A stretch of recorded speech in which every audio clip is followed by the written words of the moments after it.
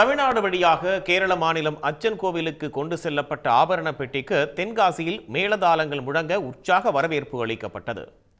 ஐயப்பனின் 5 படை வீடுகளில் ஒன்றான அச்சன் கோவில் கேரள மாநிலம் கொல்லம் மாவட்டத்தில் உள்ளது. இங்கு ஆண்டுதோறும் மார்கழி மாதம் நடக்கும் ஆராட்டு திருவிழா நாளை கொடியேற்றத்துடன் தொடங்குகிறது. இந்த திருவிழாவின் போது ஐயப்பனுக்கு அணிவிப்பதற்காக தங்கத்தால் ஆன அங்கிகள் மற்றும் ஆபரணங்கள் புனலூர் அரசு கருவூலத்திலிருந்து எடுத்து வரப்பட்டு 2 மாநில போலீசார் பாதுகாப்புடன் தமிழகம் வழியாக அச்சன் கோவில் கொண்டு செல்லப்படும். அதன்படி இன்று புனலூரிலிருந்து எடுத்து செல்லப்பட்ட ஐயப்பனுடைய தங்க ஆபரணங்களுக்கு செங்கோட்டை, தென்காசி உள்ளிட்ட பகுதிகளில் சிறப்பான வரவேற்பு அளிக்கப்பட்டு சிறப்பு பூஜைகளும் செய்யப்பட்டன.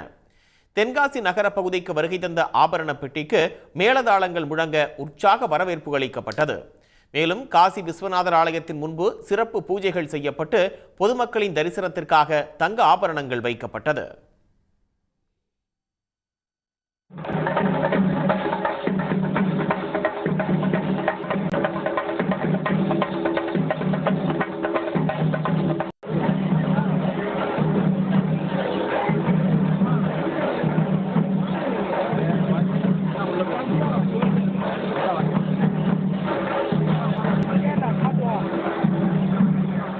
இந்த ஒரு கேரளாவுக்கும் தமிழ்நாட்டுக்கும் சேர்ந்து ஒரு பெரிய திருவிழாவா ஒரு அருமையான இதாக நடந்துகிட்டு இருக்கு. திருவாபரண பெட்டியில முக்கியமான விஷயம் என்னன்னா, இதோட சாமியோட கை, கால், மார்பு, கிரீடம் எல்லாமே இருக்கு. இது எல்லாத்தையும் சேர்த்து வைக்கும் போது சுவாமியோட விக்கிரகமாகவே மாறிடும். அப்போ சுவாமியே வர்றதுதான் ஐதீகம்.